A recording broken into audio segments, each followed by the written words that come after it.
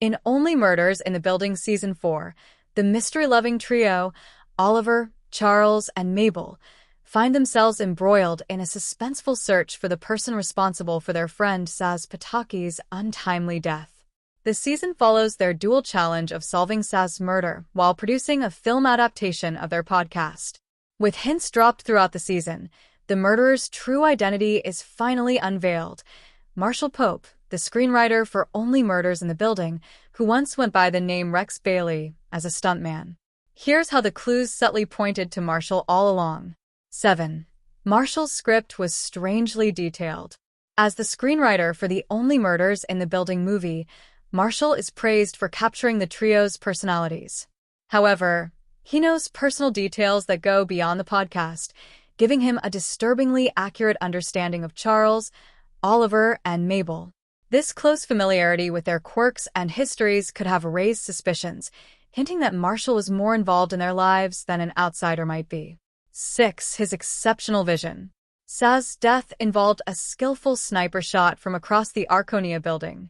While Charles, Oliver, and Mabel investigated those with access to the western side of the building, they overlooked an equally vital question: who had the expertise to pull off a shot like that? Marshall revealed he had 20-10 vision, a skill that would have helped with the high-precision shot needed for such a murder. 5. Flawed script rewrites. Producer Bev Mellon was one of the few people suspicious of Marshall's capabilities. In several scenes, Bev hints that the movie is not progressing well and that Marshall's rewrites are subpar. While her complaints seemed to be standard Hollywood griping, they subtly pointed toward Marshall's lack of experience in writing and foreshadowed his true background as a stuntman rather than a genuine screenwriter. 4.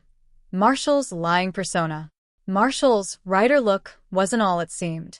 While donning oversized glasses, sweaters, and a heavy beard, Marshall disclosed to the trio that he was dressing the part to appear more literary. His self-crafted persona as a soft, slightly awkward writer masked his real identity as Rex Bailey, a former stuntman, who wore this fake appearance to hide his true background. 3. Marshall's hidden strength. As the investigation progressed, the team realized that Saz's killer had to be physically capable of moving her body without drawing attention.